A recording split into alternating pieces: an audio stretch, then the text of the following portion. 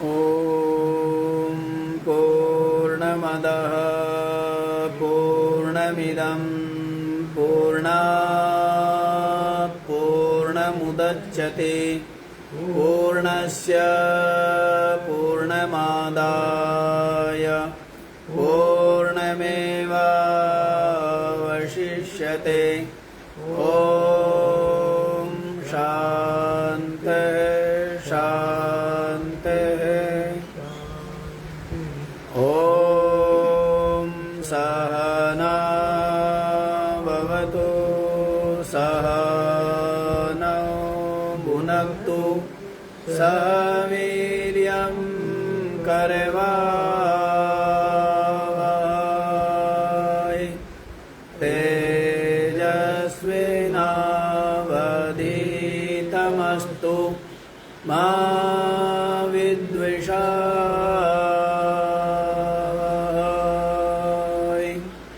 ॐ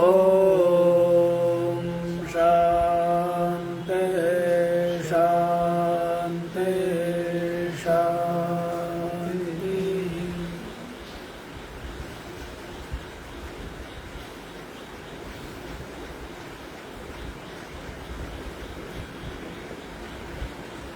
हाँ जी,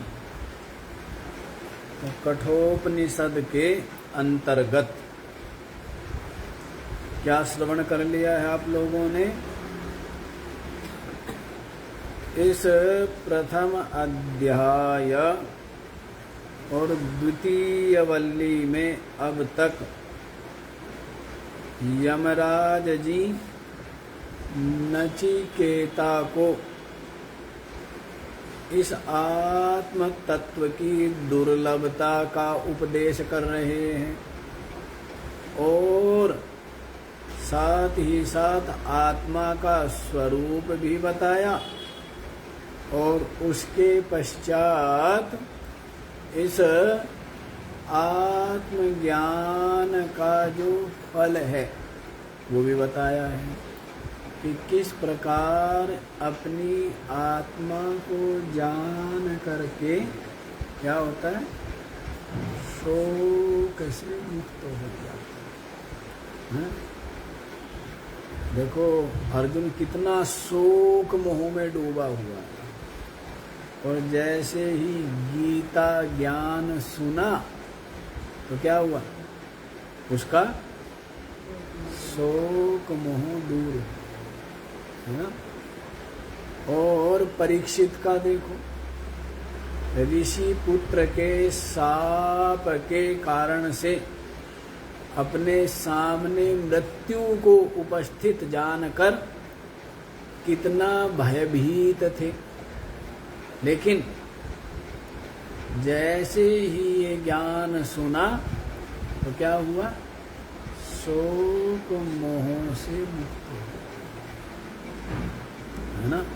तो ये इस आत्मज्ञान के लिए यमराज जी ने भी बोल दिया है, क्या बोला है, वीत शोको, क्या हो जाता है वो, शोक से रहित हो जाता है। मत्वा धीरो न सोचती, और जो धीर है उसको जान करके क्या होता है, शोक से मुक्त हो जाता है, शोक नहीं करता है।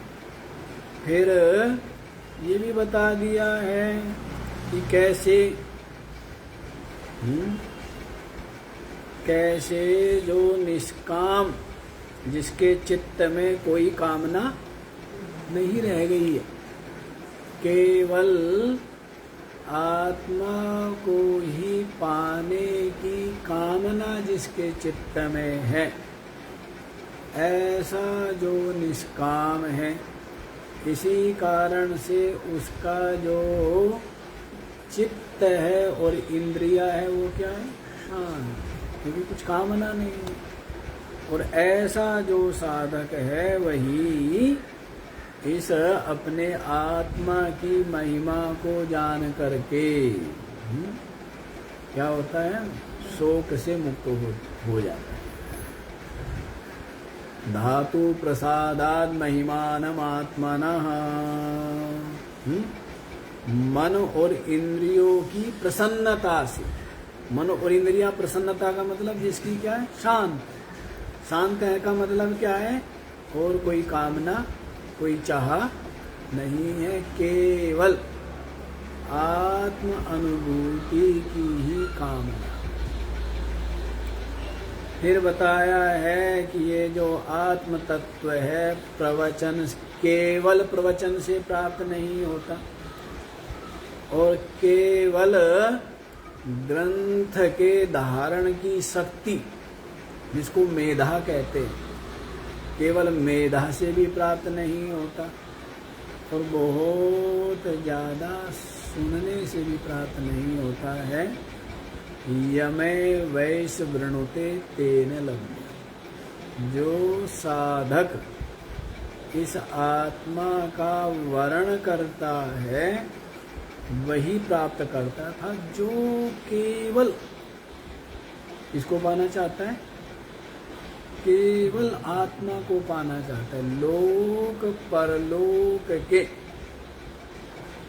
कोई भी विषय पद पदार्थ जिसको नहीं चाहिए, इस लोक के भी और परलोक के भी, केवल जो मोक्ष पाना चाहता है, केवल जो आत्मा को पाना चाहता है, परमात्मा को पाना चाहता है, तो ऐसा जो साधक है उसको ही ये आत्म तत्व प्राप्त होता है।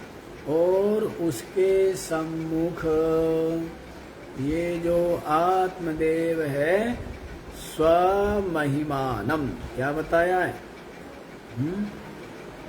तस्यैष विवृणुते तनुगुं स्वाम, उसके सामने ये आत्मा अपना जो वास्तविक स्वरूप है उसको प्रकट कर देता है। ऐसे साधक के सामने जिसको क्या है, केवल और कुछ नहीं चाहिए, लोक परलोक के किसी भी चित्त में कोई कामना नहीं है, केवल जो आत्मा को ही पाना चाहता है वही प्राप्त करता है। और उसके सामने ये आत्म तत्व क्या करता है, अपना जो वास्तविक स्वरूप है वो प्रकट हो जाता है। आत्मा का स्वरूप तो सबको प्रकट है अवास्तविक रूप से, है ना।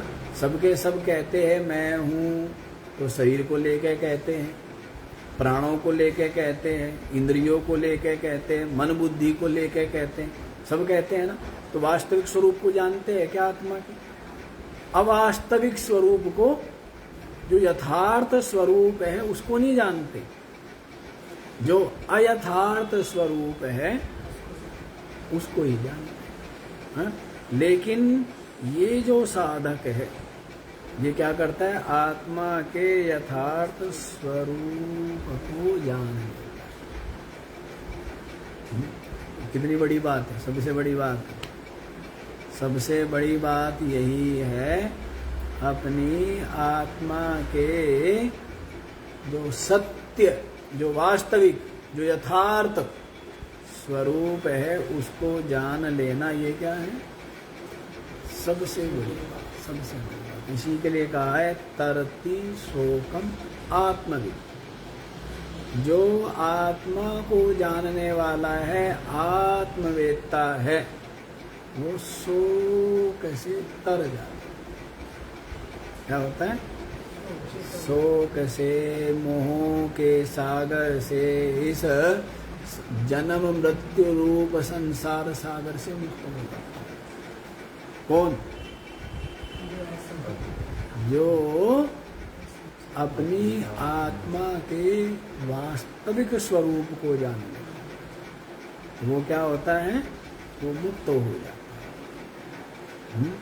इसको श्रुति ने बता दिया, तो बड़ा काम यही है। लेकिन आगे ये भी बता दिया था कि जिसकी बुद्धि पाप कर्मों से हटी नहीं और जिसकी इंद्रियां शांत नहीं, जिसका मन समाहित नहीं, ठहरा नहीं, जिसका मन क्या है, ठहरा नहीं, और जिसका चित्त चित्त भी अशांत है, ऐसा जो व्यक्ति है वो प्रज्ञानेन एनम न आपनुयात, इस ज्ञान के द्वारा भी आत्म तत्व को प्राप्त नहीं कर पाता। सुनते हुए भी, मनन करते हुए भी, सब कुछ करते हुए भी। क्यों? क्योंकि जिसकी बुद्धि का बाह्य विषयों में राग बना है, बाह्य विषयों में क्या है? राग है, तभी उनकी प्राप्ति। अब प्राप्ति बताया था, चाहे वो विहित मार्ग से हो, चाहे वो निषिद्ध मार्ग से है। धन को पाना है, चाहे वो परिश्रम करके मिले, चाहे वो दूसरे को लूट के, अपहरण करके, कपट करके मिले, हैं? तो वो तो विचार नहीं करेगा ना, है? एक तो जो है विहित मार्ग से, मेहनत से कमाएगा तो ठीक है, और दूसरा क्या है जो मेहनत से नहीं, कैसे कमाएगा? कपट से, धोखे से, है ना। तो दूसरा मार्ग वो भी है धन कमाने का। तो क्यों धन कमाना चाहता है? क्योंकि उसने धन को ही महत्व दिया हुआ, धन में ही सुख माना हुआ। तो ऐसा जो पाप कर्म में लगा ना, तो इसीलिए लगा है पाप कर्म में, क्योंकि उसमें क्या माना है? उसमें सुख माना है। तो इस कारण से उसका मन, उसकी इंद्रिया इधर लगी हुई है, उसी में लगेगी ना।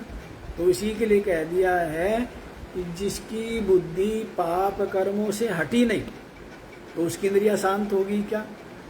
उसका मन ठहरेगा क्या? उसके चित्त में शांति होगी क्या? होगी? नहीं होगी। तो इसलिए वो इस ज्ञान का श्रवण मनन करते हुए भी आत्म तत्व को प्राप्त नहीं कर सकते, क्योंकि बुद्धि में जब मलिनता और ये संस्कार भरे जाते रहेंगे, तो फिर उसी बुद्धि में आप ये बताओ, जिस शीशे के ऊपर धूल चढ़ी हुई है, कालस चढ़ी हुई है, कालीमा, तो उसमें अपना मुख देखा जा सकता है? नहीं देखा जा सकता। वैसी जो बुद्धि मलिन है, राग युक्त है, तो ऐसी बुद्धि में अपनी आत्मा का अपरोक्ष अनुभव, ऐसी बुद्धि। तो उसके लिए बता ही दिया है 24वें मंत्र तक। तो यहाँ तक हो गया है। अब 25वां मंत्र देख लीजिए। यस्य ब्रह्म च क्षत्रम च उभे भवत ओदनः मृत्युर्यस्योपसेचनम्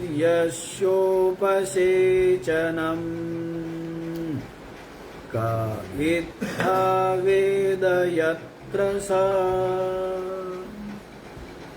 यस्य ब्रह्म च क्षत्रम च उभे भवतः ओदनः मृत्युः यस्य उपसेचनम्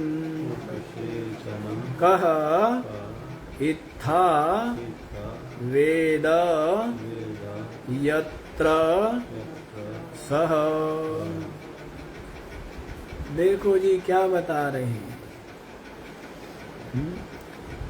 अपने आत्मा की महिमा बता रहे हैं। क्या बता रहे हैं? परमात्मा की महिमा बता रहे हैं। सारी महिमा किसकी? तत्व की तो महिमा है। किसकी महिमा? बर्तनों की महिमा नहीं है, मिट्टी की महिमा है। मिट्टी ना हो तो बर्तन किसका बनेगा? आभूषणों की महिमा नहीं है, महिमा सोने की है। इसकी महिमा है। ऐसे सोने के दे के आते हो या आभूषण के दे के आते हो? कोई लोहे के आभूषण बना के दे दे तो महिमा किसकी है? हैं? नाम रूप की महिमा है या तत्व की महिमा है? नाम है अंगूठी, बड़ी सुंदर बनी, उसकी महिमा है, या किस चीज से बनी है उसकी महिमा है ना? तत्व की महिमा है ना। तो जैसे आभूषणों की महिमा नहीं, सोने की महिमा, जैसे बर्तनों की महिमा नहीं, मिट्टी की महिमा है। मिट्टी से बना है ना, घड़ा, हांडी, सुराई, सब मिट्टी से बने। तो महिमा किसकी है? मिट्टी की है ना। तत्व क्या? यदि सुराई में से मिट्टी निकाल ले तो क्या है? घड़े में से मिट्टी निकाल ले तो क्या है? तो महिमा तो तत्व की है। वैसे ही इस जगत में से यदि सच्चिदानंद को निकाल ले तो क्या है?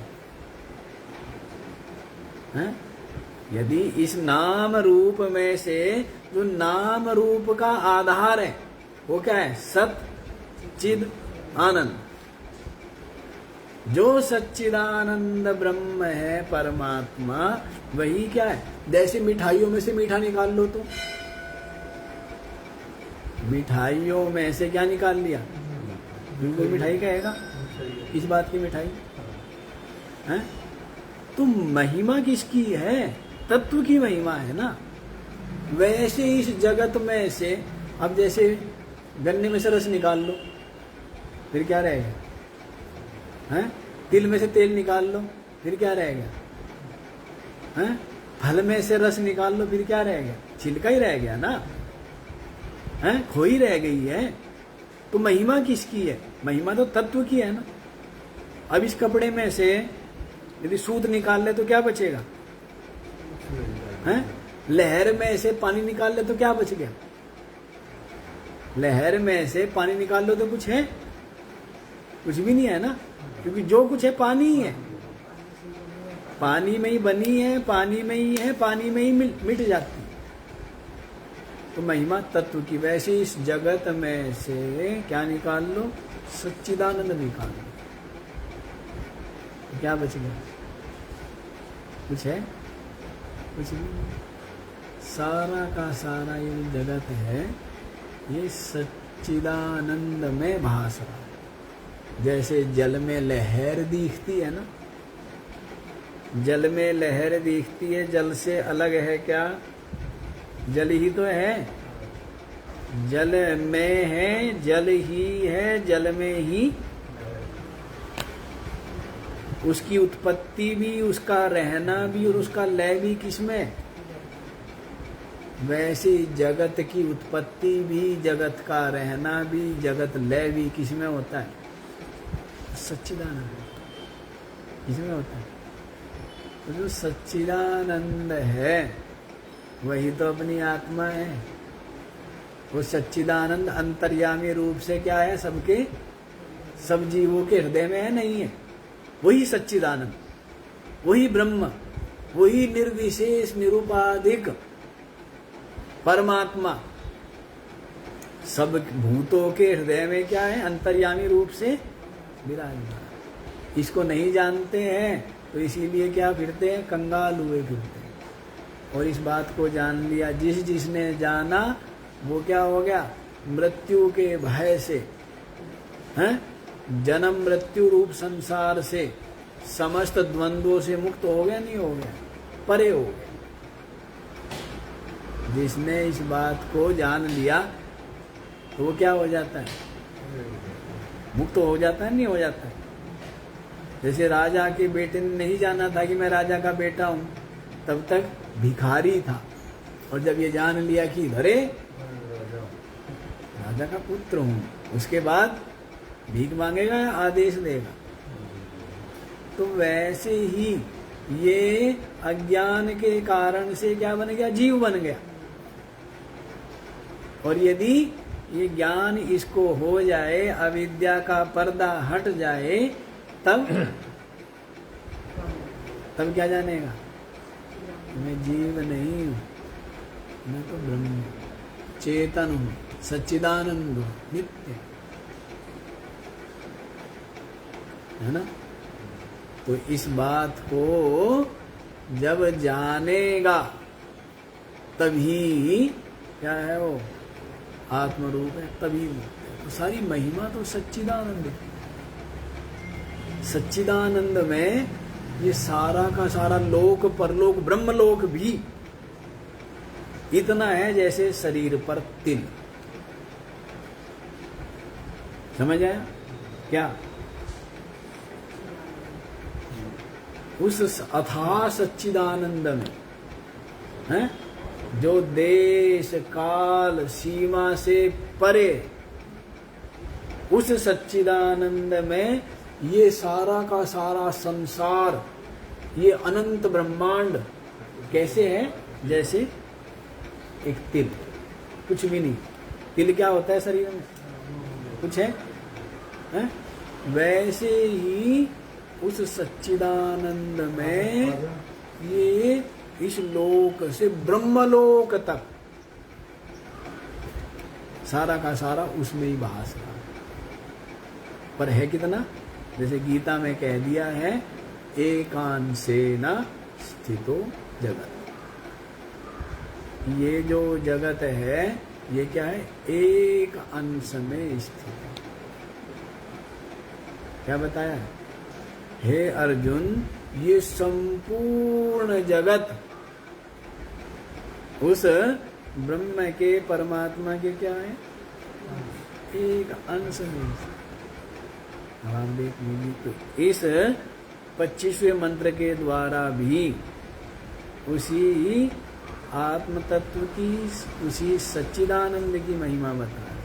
तो क्या बता रहे? देखो, यस्य ब्रह्म च क्षत्रम च उभे भवत ओदन। वर्ण व्यवस्था के अनुसार, 4 वर्ण व्यक्ति के गुण, कर्म, स्वभाव के अनुसार कितने वर्ण मानेंगे? है ना? जिसके हृदय में, बुद्धि में ज्ञान हो, हृदय में दया भाव हो, है, सात्विकता हो, वो क्या है? तो ब्राह्मण। अरे भाई ये तो बिल्कुल है, इतना दयालु है तो पूरा का पूरा क्या है? पूरा का पूरा ब्राह्मण ही है, पंडित है ना। और जिसके हृदय में क्या हो? वीरता हो, शौर्य हो, बल, पराक्रम, साहस हो, अरे ये तो क्या है? क्षत्रिय है। पूरा का पूरा क्या बना हुआ है? तो सिंह बना हुआ। क्या मानते हैं कि क्षत्रिय। और जिसकी बुद्धि ज्यादा हिसाब किताब 99 के फेर में उलझी हो, हैं, उसको क्या कहेंगे? अरे कहते तो बढ़िया है भाई, पक्का बढ़िया बुद्धि है पूरा, हैं, बोलते नहीं बोलते हैं कि पूरा बढ़िया बुद्धि है। और जो बुद्धि ज्यादा नहीं लगाता, बस शरीर से कर्म करता है, परिश्रम करता है, बुद्धि ज्यादा नहीं लगाता है, तो क्या है भाई? ये तो शुद्ध है, सेवा। यही है ना? समझ आई बात? तो इस तरह जो गुण, कर्म, स्वभाव से क्या बने हुए? ये 4 वर्ण एक व्यवस्था बनाई हुई। तो बांटे ही जाते हैं, नहीं बांटे जाते हैं, छांटे भी जाते हैं, सरकार भी छांटती है। जो बहुत बुद्धिमान पढ़े लिखे टेस्ट पास कर लेंगे तो कहते ये क्या है? अधिकारी है। क्या ये क्या है? प्रथम कक्षा के अधिकारी। और जो वो वाली का परीक्षा पास ना कर सके तो ये कहते मध्यम कक्षा के अधिकारी हैं। और ये कहते सामान्य कक्षा के अधिकारी है। और ये बाकी क्या है? कहते हैं मेहनत मजदूर है, नहीं करते। सिलेक्शन होता है ना, योग्यता बुद्धि के अनुसार ही चुने जाते, नहीं चुने जाते।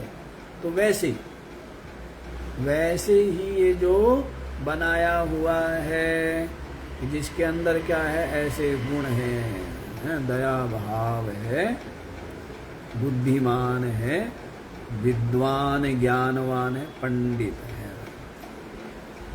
क्या है? सात्विक वृत्ति है। और जो पूरा का पूरा किस में लगा हुआ है? पूरा का पूरा जो पढ़ने में, पढ़ाने में, कर्म में, अनुष्ठान में, इनमें लगा हुआ है, तो उसको क्या बोलते हैं? कि तो पूरा का पूरा क्या है? पंडित है। और जिसके अंदर वो बताइए आपको कि जो हर समय ताकत की बात करे तो वो क्या हुआ? वो क्षत्रिय हुआ। और जो हर समय 99 के फेर में रहे, हैं?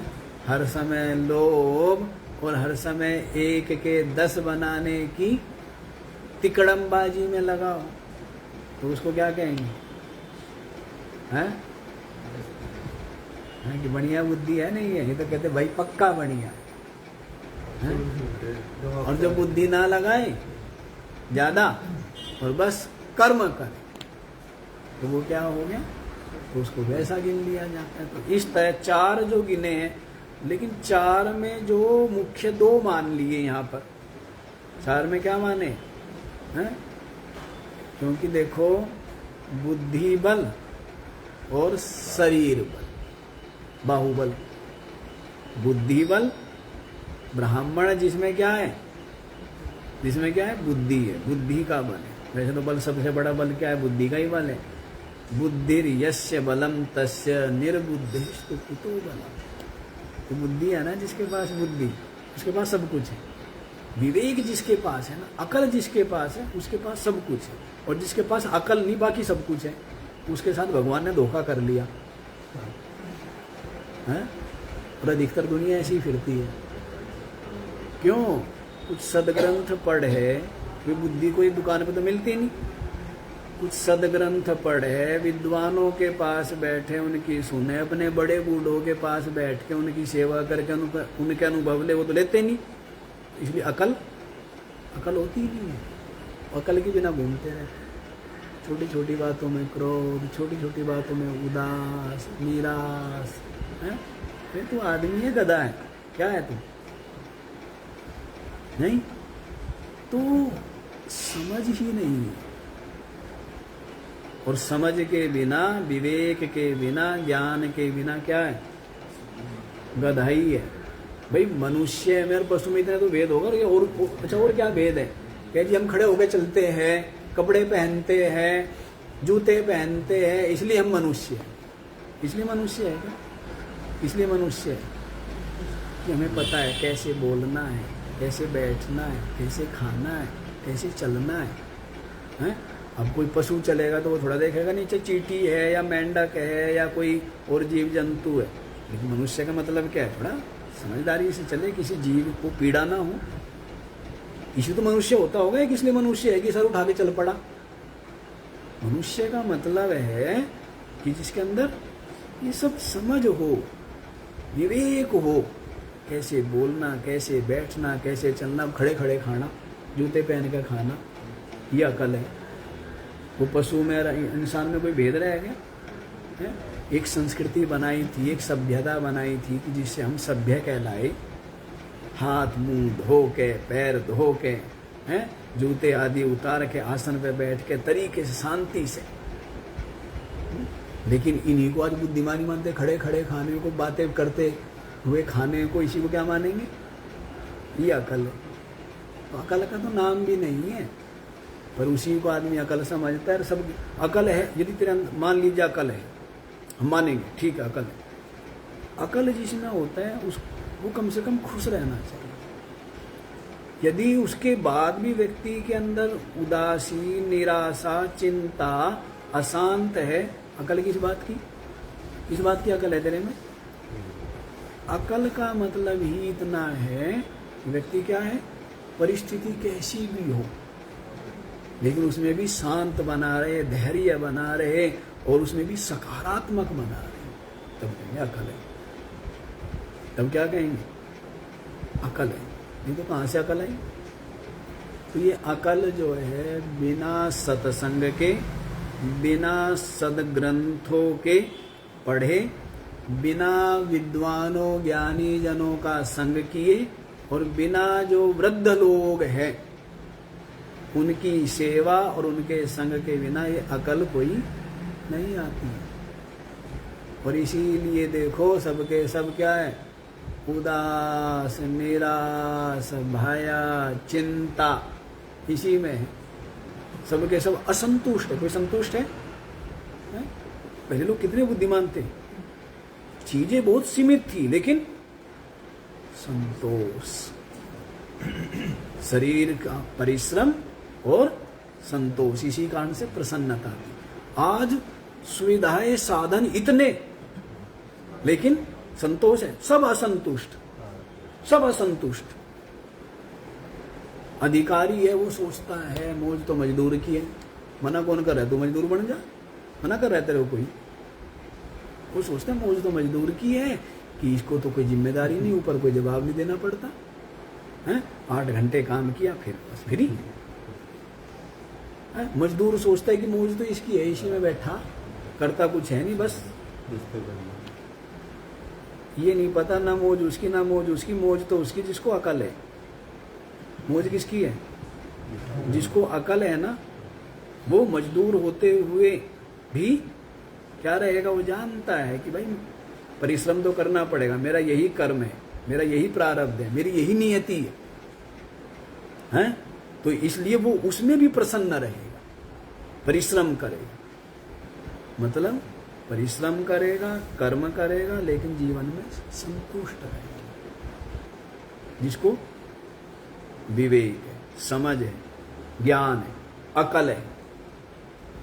लेकिन ये तो नहीं मिलती आजकल, हैं? लोग सोचते हैं कि बाजार में मिल जाएगी, कपड़े पहनेंगे ना तो कपड़े से अकल आ जाएगी, गाड़ी ले आएंगे ना तो गाड़ी से अकल आ जाएगी, पैसा ले आएंगे ना तो पैसे से अकल आ जाएगी। है? अकल आ गई हो तो तेरे जीवन में संतोष और प्रसन्नता दिखनी चाहिए ना, है क्या? नहीं। बड़े आश्चर्य की बात, जब तक व्यक्ति के पास विवेक नहीं है, बुद्धि नहीं है, तो कुछ नहीं है उसके पास नहीं है कुछ भी। बताया ना आपको कि उसके साथ धोखा कर लिया, जैसे कि सोने का आभूषण लेने गया था, पीतल का दे दिया, तो क्या हो गया उसके साथ? है? तो वैसे ही अकल, वो शकल बढ़िया दे दी है, घर परिवार बढ़िया दे दिया, कपड़े गाड़ी घोड़ा बढ़िया दे दिया, पर अकल नहीं दी, तो भगवान ने क्या कर लिया? धोखा कर लिया उसके साथ में, है? तो मतलब वही है ना, वो तो एक मजाक करने का भाव है कि भाई उसके साथ तो भगवान ने क्या कर लिया, सब कुछ तो दिया है? जैसे किसी को सब कुछ दिया, आंखें ना दे तो क्या हो गया है? सब कुछ है लेकिन, और जैसे शरीर बढ़िया है लेकिन इस शरीर में प्राण नहीं है, तो क्या है? कुछ है?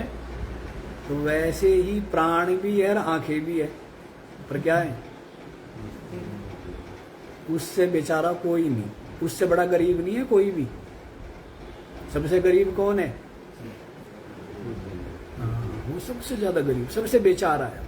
और जिसके पास ये है ना, उससे बड़ा संपन्न कोई नहीं है, वो जो चाहे वो कर सकता है। जिसके पास ज्ञान है, महिमा तो सारी ज्ञान की। अर्जुन को क्या दिया? ज्ञान। क्या दिया है श्री कृष्ण ने? प्रसाद। क्या दिया है? ज्ञानी तो दिया है ना। जो अर्जुन इतना दुखी था, अशांत था, शरीर कांप रहा था, रो रहा था, खड़ा तक नहीं रह पा रहा था, अब अर्जुन कहता है कि बताओ, करिष्ये वचनम तव। पहले कह दिया है ना, योत्स्य इति गोविंदम उक्त्वा तुष्णिम बभूवः, युद्ध नहीं करूंगा, और ये कह करके बैठ गया, खड़ा भी नहीं रह पा रहा है। कह रहा है रोम हर्षश्च जायते गांडीवम स्रंसते हस्तात् त्वक्चैव परिदह्यते। हाथों से धनुष छूटा जा रहा है, धनुष को पकड़ने का भी रह गई है सामर्थ्य, है ना। जब व्यक्ति को शोक हो ना, चिंता हो, तो शरीर में कोई दम रहता है क्या? कोई दम नहीं। तो अर्जुन कह रहा है त्वचा जल रही है, रोम हर्षित है, हैं? और वेपथुश्चा, शरीर में शरीर कांप रहा है, और अश्रुपूर्ण, आंखों से क्या हो रहे हैं? आंसू बह रहे अर्जुन की। वही श्री कृष्ण ने उसको क्या सुनाया? ज्ञान दिया। अब क्या कहते हैं? नष्टो मोह स्मृतिर्लब्धा त्वत्प्रसादात् मयाच्युत। क्या बोला है? मेरा मोह नष्ट हो गया, स्मृति प्राप्त हो गई आपकी कृपा से। अब करिष्ये वचनम तव, अब जो भी आप कहोगे वो करूंगा मैं। क्यों? क्योंकि मेरे को तो अपना कर्म करना है, और अब मैंने जान लिया है शरीर नाशवान है और आत्मा अविनाशी है, अब कोई भय नहीं। क्या कर्म, मुझे कर्म करना चाहिए जो मेरा कर्तव्य है, और ये मैंने जान लिया है वास्तव में कि शरीर तो कितना ही बचा बचा के रखो फिर भी मौत के मुंह में ही है। कब चबाने की मुंह रखा तो मुंह में ही है। जैसे मुंह में टुकड़ा रख लो तो उसको चबाने में फिर क्या होगा, एक तो काम रह गया। वैसे ही आपके और हमारे शरीर जो है ये मृत्यु के मुंह में है या कहीं बाहर रखे हुए हैं? मुंह में ही रखे हुए हैं ना। बस क्या है, यूं करने की देरी है कि हो गया काम। नहीं तो वैसे जान लिया अर्जुन ने कि शरीर तो मरने ही वाले और आत्मा अविनाशी है। ये बात को जान करके निर्भय हो गया, नहीं हो गया? तो बात जान करके ना, मतलब ज्ञान, सारी महिमा ज्ञान। हर चीज का चाहिए ज्ञान। हर चीज में क्या है? ज्ञान की तो कीमत है। रोटी बनाने का ज्ञान है, साइकिल चलाने का ज्ञान, गाड़ी चलाने का ज्ञान, बोलने का ज्ञान, पहनने का ज्ञान, बैठने का ज्ञान, सब कुछ ज्ञान की ही महिमा ही ज्ञान की है। बाकी चीजों का ना कोई मोल भी है, क्या है कोई मोल? महिमा किसकी है? सारी ज्ञान की तो महिमा है। नहीं, अब एक मिस्त्री है और आप में क्या अंतर है? उसे ज्ञान ही तो है कि मशीनों कैसे ठीक करना है, ज्ञान ही तो है। तो महिमा ही ज्ञान की है, सारी महिमा ज्ञान। इसलिए कहा गया, ज्ञान के लिए कहा ही जाता है ना, सा विद्या या विमुक्त। विद्या तो वही है जो मुक्ति के लिए, जो हमें किससे मुक्त करती है? अज्ञान से मुक्त करती है, भय से मुक्त करती है, चिंता से मुक्त करती है। उसी का नाम तो क्या है? विद्या है ना। अब जिसको भोजन बनाना आता है उसको कोई डर? अब जिसको भोजन ना बनाना आता हो, सामग्री सारी रखी हो, देख कभी इसे देखेगा कभी उसे देखेगा है। और जिसको भोजन बनाना आता है, खाली नमक और आटा ही हो ना, उसी में ही क्या बना देगा? बढ़िया बना देगा। महिमा किसकी हुई? और जहां कई सामग्री रखी हो लेकिन ज्ञान ना हो, वो क्या बना देगा? बनाना चलेगा हलवा, और बनाएगा फिर कहेगा नहीं हलवा तो नहीं बना, लपसी बना दूं है, फिर कुछ और बना दूं, और फिर कुछ नहीं बनेगा, कुछ भी नहीं बनेगा। तो महिमा सारी ज्ञान है ना। तो इसी बात को यहां पर कहा है कि जी भाई ज्ञान से ही तो बल की बात करें ना, एक तो क्या है? बुद्धि बल, और दूसरा शरीर का बल। इन दोनों में भी कौन सा ज्यादा श्रेष्ठ है? बुद्धि बल ही है। सब कुछ तो इसी से चल रहा है, शरीर भी इसी से चल रहा है, दिमाग से तो चल रहा है सब कुछ। किससे चल रहा है? हैं? सब कुछ इसी से चल रहा है, बुद्धि से ही चल रहा है सब कुछ। अपने आप स्वाभाविक रूप से चलता है ना। जैसा आदमी सोच ले, अभी आदमी डर जाए तो तुरंत शरीर में दम रहता है क्या? जैसा सोच ले वैसा ही हो जाता है। जैसा सोच ले तो वैसा ही हो जाता है, नहीं हो जाता है? यदि सोच ले कि मुझे कुछ नहीं आता, वैसे ही हो जाएगा। और यदि सोचते मैं जानता हूं, तो जैसा सोच लेता है, अब सोच ऐसी नहीं सोच बन जाएगी, उसके लिए कर्म करना पड़ता है। अभी ऐसे सोचने से नहीं हो जाएगा, पढ़ेगा तो ये तो पता लगेगा कि हमें जानता हूं। तो ऐसे नहीं कि खाली ऐसी सोच लेगा, उसके पीछे भी क्या है? उसके सोचने के पीछे क्या होता है? उसका अभ्यास, उसका किया हुआ कर्म, उसके किए हुए संस्कार, वो काम करते, वही सोच सकता है। जिसने धर्म किया है तो वो क्या सोचता है कि मैं पुण्यात्मा हूं, और जिससे कुछ अधर्म हो गया तो वो क्या मानता है कि मैं पापात्मा। तो जैसा मानता है वैसा ही हो जाता है। पुण्यात्मा मानेगा तो क्या है, और पापात्मा मानेगा तो क्या है? सारा कुछ जैसा मान ले। यदि व्यक्ति मान ले मैं स्वस्थ हूं, स्वस्थ है। और यदि ये मान ले कि मैं रोगी हूं, स्वस्थ होते हुए भी रोगी हो जाएगा, रोगी हो जाएगा। अब आजकल क्या है, समस्या तो ये है ना कि लोगों को बीमारी पहले भी होती थी, पता नहीं लगता था, जीते रहते थे 20, 30, 50 साल। अब आजकल टेस्ट कराते, पता लग गया कैंसर, 3 दिन बाद ही मर गए, जबकि 20 साल से उसको थी तकलीफ। ऐसे हमने कई लोग देखे कि 20 साल से 30 साल से कहते जी दर्द है, कहीं कोई कहे गले में दर्द है, कोई कहे पेट में दर्द है। हाँ, किसी ने कहा भाई टेस्ट करा ले, वो वही गड़बड़ हो गया, टेस्ट कराया पता लग गया 3 दिन में ही। और जैसी सुना उसने, वो खड़ा भी नहीं हो पाया और 3 दिन में शरीर चला गया। तो सब किसकी बात है? व्यक्ति यदि ये पूरा निश्चय कर ले मैं स्वस्थ हूं, अष्टावक्र ने ये तो कहा जनक जी को, यदि ये निश्चय है कि मैं मुक्त हूं तो मुक्त है, और यदि ये निश्चय है कि मैं बंधन में हूं तो बंधन में। ये बोला है ना, मुक्ताभिमानी मुक्तो बद्धो बद्धाभिमान्यपि। जिसको ये निश्चय है कि मैं मुक्त आत्मा हूं, तो क्या है वो? और जिसको ये मन में बैठा है कि मैं बंधन में हूं, तो क्या है वो? चलो, बहुत भूमिका बहुत लंबी हो जाती है। यहाँ पर बुद्धि बल को लेकर के ब्रह्म कह दिया है और शरीर बल को लेकर के क्षत्र कहा है। तो क्या कह रहे हैं मंत्र में? यस्य ब्रह्म च क्षत्रम च उभे भवता ओदन। आत्मा की महिमा को बता रहे हैं। इसकी महिमा आत्मा। आप लोगों ने शरीर बल की सुन ली, बुद्धि बल की भी सुन ली, लेकिन शरीर बल, इंद्रिय बल, बुद्धि बल, इनसे भी जो परे है वो क्या है? वो आत्मा, जिसके कारण से बुद्धि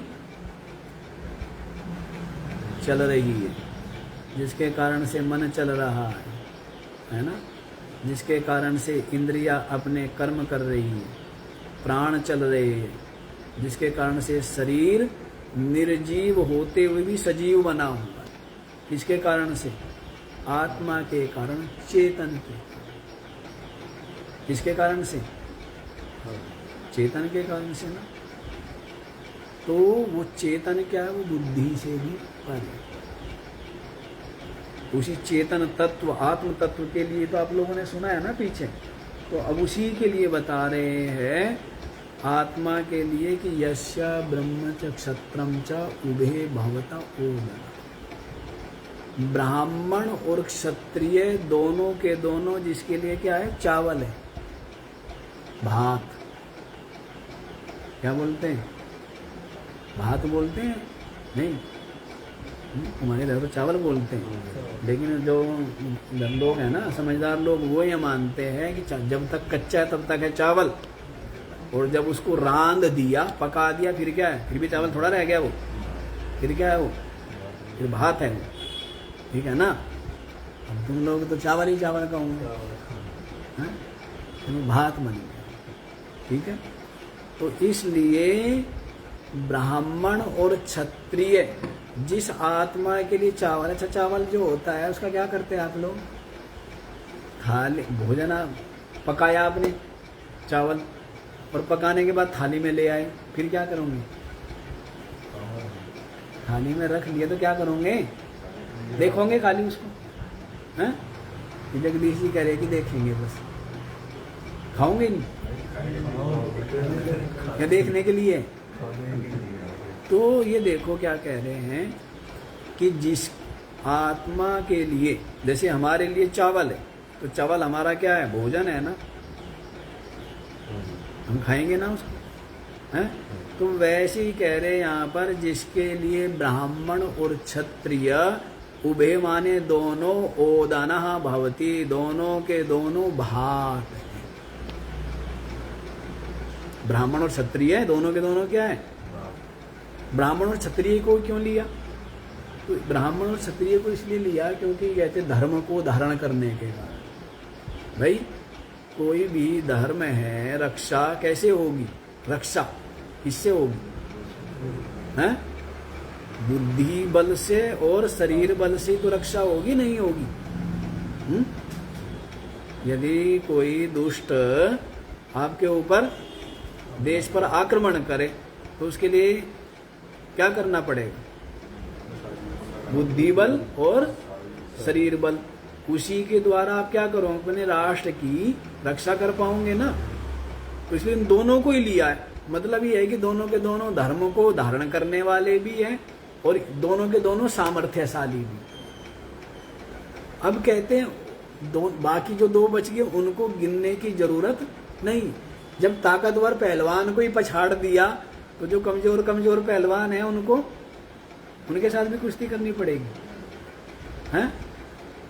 जब ताकतवर जो था पूरा का पूरा उसको ही हरा दिया है तो जो बाकी जो छोटे मोटे हैं उनसे भिड़ने की जरूरत नहीं। तो ब्राह्मण और क्षत्रिय जिस आत्मा के लिए क्या है? भात। क्या है? भात। मतलब आत्मा इनको खा जाती है। मतलब क्या है? मतलब यही है कि सब कुछ तो आत्मा में ही अभी बताया ना आपको, सारा कुछ तो बता ही चुके हैं कि जैसे सारा आभूषण किससे बने? सोने से बने। यदि सोना निकाल ले तो आभूषण कुछ नहीं है। क्या कुछ है? अंगूठी किसको कहूंगे? अंगूठी तो एक नाम है और एक सुनार ने एक नाम, एक कल्पना, नाम भी एक कल्पना, रूप भी एक कल्पना, दोनों के दोनों कल्पना है। सोना कल्पना नहीं है, लेकिन उसी को फिर दूसरा आकार दे कुंडल बना दिया तो वो क्या है? वो भी एक कल्पना है और नाम भी एक कल्पना है। नाम और रूप कल्पना है और जो तत्व है वो वास्तविक। वैसे सारा का सारा संसार कल्पना है और जो तत्व है जिसको सच्चिदानंद कहते हैं, सच्चिद आनंद, जिसको आत्मा कहो, परमात्मा कहो, ब्रह्म कहो, चेतन कहो, है ना? वही उसी में ही सबका सब भास रहा है ना। जैसे पानी में लहरें, पानी में ही पैदा, पानी में ही है, पानी में ही, वैसे सारा का सारा संसार जिसमें उत्पन्न हुआ है, जिसमें स्थित है, जिसमें लय हो जाता है, वही तो अपना आत्म तत्व है। और वो आत्मा कहाँ है? संपूर्ण भूतों के हृदय में। अंतर्यामी रूप से वो परमात्मा कहाँ है? हैं? जैसे मंदिर में बैठा है, मंदिर में बैठा है या हृदय में बैठा है? या परलोक में बैठा है? कहाँ बैठा है? हैं? सब संपूर्ण भूतों के हृदय में। वो तो शुरू में जिसको जीवों में नहीं दिखता है परमात्मा, इसलिए शुरू में कहते हैं मंदिर में देख, कम से कम मंदिर में तो देख। शुरू में सुना तो शुरू में क्या है? वो शुरू की शुरू के लिए ये शुरू में रहे। मंदिर में तो कम से कम देख ले भगवान को, तो जिससे कि कम से कम वहाँ झूठ मत बोले, वहाँ कपट मत करे, वहाँ अपने भावना बनाए, भक्ति करे, तो वो शुरुआत। अन्यथा तो परमात्मा कहाँ है? संपूर्ण भूतों के हृदय में अंतर्यामी रूप से जो बैठा है, जो चेतन तत्व है, जिसके कारण से बुद्धि, मन, इंद्रिया, प्राण, शरीर सब चल रहे, वो सबके हृदय में अंतर्यामी रूप से बैठा है। नहीं बैठा है?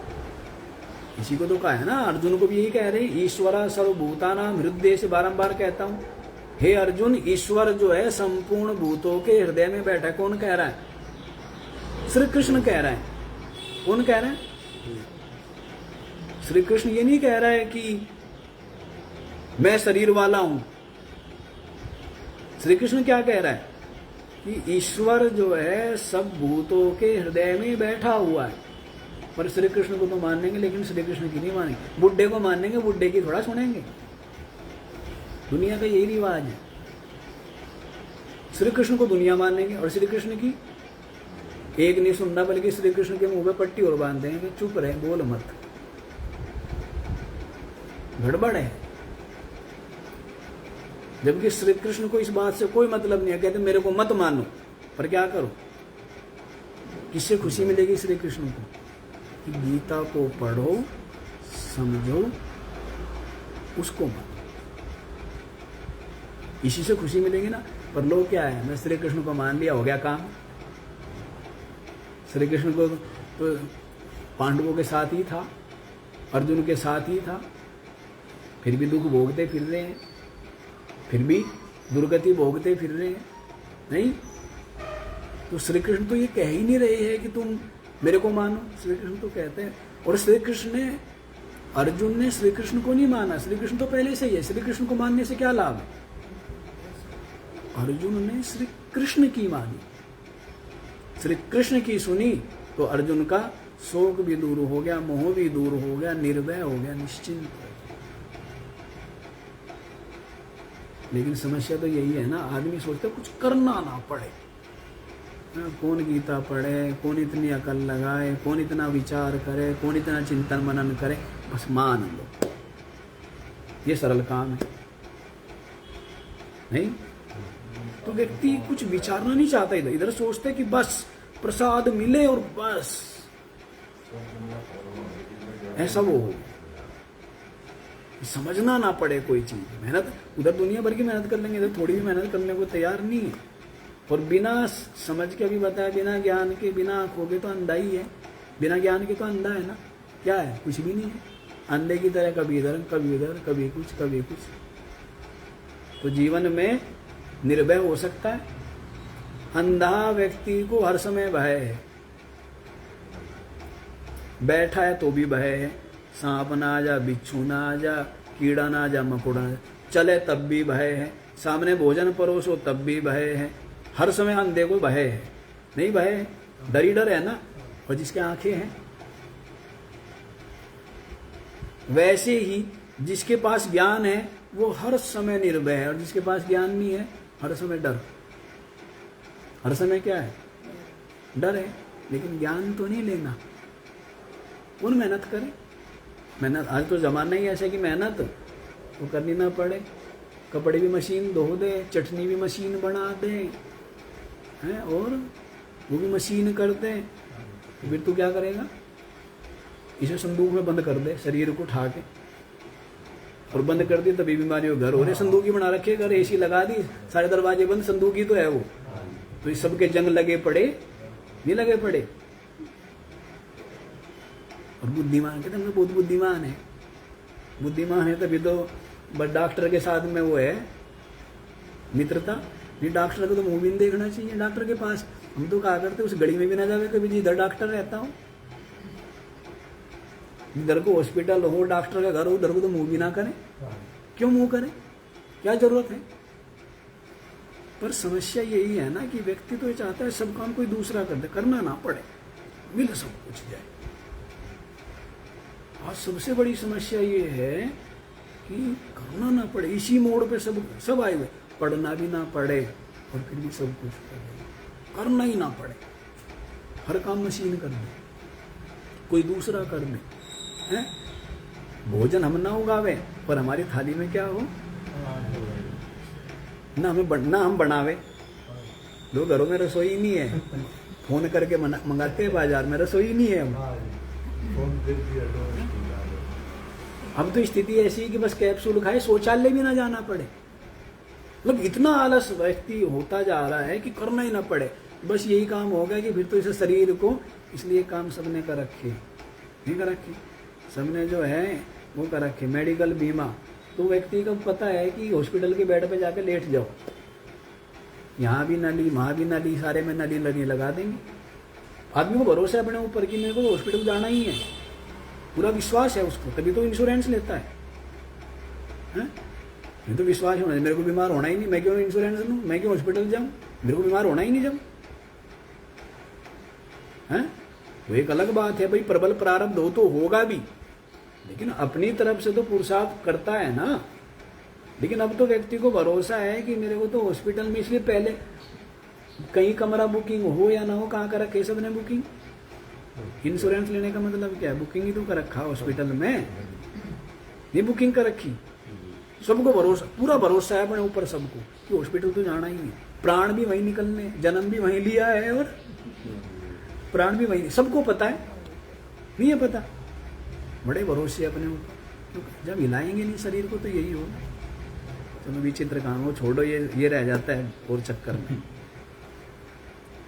देखो यहीं पर ब्रह्म च छत्रम च, आज तो हम सोच रहे थे इतना छोटा सा मंत्र है कि आज तो भाई जल्दी हो जाएगा, पर लगता है ये इसका भाष्य भी रह ही गया, आज तो बड़ी गड़बड़ होगी। तो ब्रह्म च छत्रम च उभे भवता ओदना, जिस आत्म तत्व के लिए ब्राह्मण और क्षत्रिय दोनों के दोनों क्या है, ओदन है, माने भात। अच्छा जी, एक मृत्यु है, मृत्यु का नाम सुना नहीं सुना? मृत्यु नाम सुना नहीं सुना? यानी बहुत डर लगेगा ना, बहुत डर लगता है उसका। लेकिन जो अपनी आत्मा है ना, जो मृत्यु सबको खा जाता है? सबको खा गया। काल, काल क्या है? जिसने सबको गिना हुआ है, सबकी सीमा बांधी हुई है, सबकी उम्र जिसने सीमित की हुई, जो सबको खा गया काल, ब्रह्मा विष्णु शिव को भी जो खा जाता है प्रलय में, लेकिन वो काल भी अपनी जो आत्मा है ना, उसका बाल भी बांका नहीं कर पाता। क्या? अपना जो चेतन आत्मा है, चेतन तत्व, जिसको राम कहो, आत्मा कहो, परमात्मा कहो, ब्रह्म कहो, जो सबके हृदय में है, सबका अपना आपा है, सबकी अपनी आत्मा है, उस आत्मा का ये काल जो है, जो सब कुछ खा गया, सब कुछ, उस आत्मा का क्या बाल भी बांका नहीं करता, बल्कि उसके सामने थर थर कांपता है, क्योंकि अपनी आत्मा जो है वो काल का भी काल है। अपनी आत्मा क्या है? परमात्मा को बोलते हैं ना कि परमात्मा क्या है? काल का भी काल। तो वो कौन है? वो परमात्मा अपने हृदय में ही तो बैठा है, अपनी आत्मा ही तो है, अपना आपा ही तो है। तो वो जो आत्म तत्व है, उसके सामने जो काल है ना, काल, वो भी क्या करता है? थर थर कांपता है। उसी के लिए कह रहे हैं मृत्यु यशोपसेचनम का इत्था वेद यत्र सा। हाँ जी, मृत्यु यश। अब चावल तो हो गए, तो चावल के लिए दाल या चटनी कुछ तो चाहिए, या ऐसे खाए जाएंगे? हैं? जो भात है कुछ तो चाहिए, नहीं चाहिए? तो कहते चटनी बना ली, चटनी है। अच्छा एक चीज बताओ, जब सब्जी ना हो, दाल ना हो, तब किससे काम चलाना पड़ता है? फिर जब कुछ है ही नहीं तो फिर चटनी से काम। तो उसी बात को कह रहे कि जितने ब्राह्मण क्षत्रिय है ना, ये तो भात है आत्मा के लिए, हैं? और ये जो मृत्यु है ना, तो चटनी भी नहीं है, वो गुजारा सा ही करना है। समझ आई बात? ये मृत्यु क्या है? उपसेचनम। क्या है? चटनी। तो क्या करेंगे? भात और चटनी दोनों मिलाए, और किसने खा गया? जो सब कुछ खा गया है और एक रह गया है। जैसे अभी आपको बताया ना, जैसे लहरें जल में ही पैदा हो रही है, जल में ही दिख रही है, जल में रहती है और कहाँ मिल जाती है, वैसे ही संपूर्ण लोक परलोक, तीनों लोक, 14 भुवन, सबके सब उसी आत्मा से प्रकट होते हैं, उसमें ही स्थिर है और उसमें ही क्या हो जाते हैं। इसी बात को यहाँ पर बताया है कि ये ब्राह्मण क्षत्रिय तो दोनों क्या है? भात है, और मृत्यु जिसकी क्या है भाई? चटनी है। तो ऐसा जो आत्म तत्व है, तो उसको का इत्था वेद यत्र सा, उस आत्म तत्व को कोई भी जान लेगा क्या? मतलब संसारी जान लेगा क्या? अज्ञानी जान लेगा क्या? उसके लिए जिस प्रकार की संस्कृत बुद्धि चाहिए, किस प्रकार की सात्विक बुद्धि चाहिए। क्या चाहिए? जो स्वार्थ में डूबी हुई, लोभ में डूबी हुई, मोह में डूबी हुई बुद्धि है, वो जान पाएगी क्या आत्मा को? उस आत्म तत्व को नहीं जानता। जो बुद्धि लोभ मोह स्वार्थ आसक्ति से ऊपर उठ गई है, ऐसी बुद्धि ही क्या करती है? उस आत्म तत्व को जानती। समझ आएगा? जल्दी से इसका भाष्य भी देख लो, यहाँ पर यह बंदी भी समाप्त हो जाएगी, बहुत लेट हो गया। यस्तु अनेवं भूतः यस्य आत्मनः ब्रह्मचक्षत्रं च ब्रह्मक्षत्रे सर्वधर्मविधारके अपि सर्वत्राणभूते उभे ओदनो असनं भवतः स्याताम्। तो देखो जी, कहते जो ऐसा नहीं है ना, ऐसा नहीं है मैंने जो पीछे बता दिया, मतलब साधक नहीं, जिसकी बुद्धि पाप कर्मों से हटी नहीं, जिसकी इंद्रियां शांत नहीं, जिसका मन समाहित नहीं और जिसका चित्त में शांति नहीं है, वो इस आत्म तत्व को नहीं जानता, मतलब वो साधक नहीं। और जो साधक है माने जिसकी बुद्धि पाप कर्मों से हट गई है, इस कारण इंद्रियां शांत है, इस कारण से मन समाहित है, इस कारण से चित्त की गहराई में क्या है, शांति है ना। तो ऐसा जो साधक है वही इस आत्म तत्व को जान पाता है। तो उसी के लिए कह रहे हैं यस्तु अनेवं भूतः, जो इस प्रकार का नहीं है, मतलब साधक नहीं है। यस्य आत्मनो, जिसकी आत्मा ब्रह्मचक्षत्रं च ब्रह्मक्षत्रे, ब्राह्मण और क्षत्रिय सर्वधर्म विधारके अपि, सारे धर्म को धारण करने वाले हैं दोनों, एक बुद्धि से और एक शरीर के द्वारा। किसकी रक्षा करते हैं ना, नहीं रक्षा करते। सर्वत्राण भूते उभे, सबकी रक्षा करने वाले, दोनों के दोनों ओदना माने असनम भवता, दोनों के दोनों क्या है, दोनों के दोनों भोजन है, भात है। सर्वहरोपि मृत्यु यशोपसेचनम इव ओदनस्य असनत्वे अपि अपर्याप्तः। सबको हरण करने वाला, सबको मारने वाला जो मृत्यु है ना, वो क्या है, उपसेचनम इव, चटनी की तरह है, चटनी से काम चलाना पड़ेगा। मतलब क्या है, अपर्याप्त है। मतलब क्या है, अपर्याप्त का मतलब क्या है कि उसमें कुछ भी नहीं है। चटनी से पेट भरता है, हाँ? कोई आपके सामने चटनी ले आए और कह जी लो, तो खाली चटनी दे, पेट भर जाएगा चटनी से, नहीं भरेगा ना।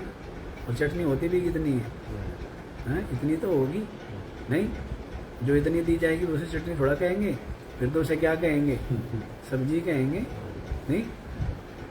तो वैसे ही कह रहे हैं अपर्याप्त है ये चटनी की तरह।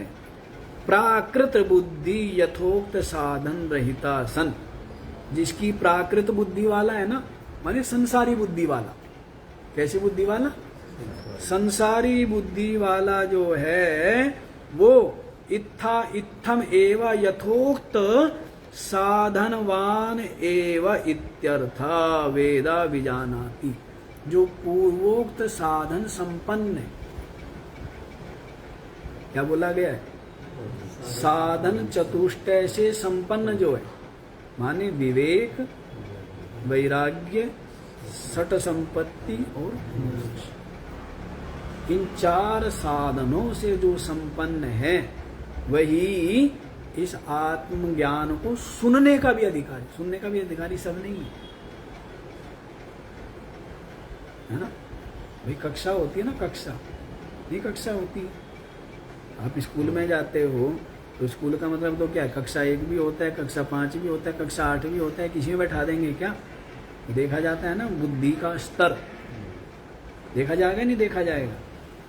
तो वैसे ही ये जो आत्मज्ञान सुनने वाली कक्षा किसके लिए है, जो चार साधन से संपन्न, जिसको इतना विवेक हो, लोक परलोक के समस्त भोगों से जिसका वैराग्य हो, है ना, और जो सठ संपत्ति से संपन्न हो और जिसके अंदर तीव्र मुमुक्षा हो, वही इस ज्ञान के सुनने का अधिकारी है।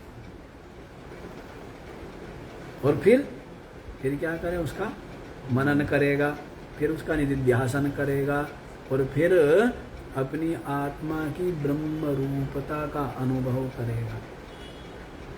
बहुत कुछ है ना इधर, ऐसे थोड़ा कि यूं ही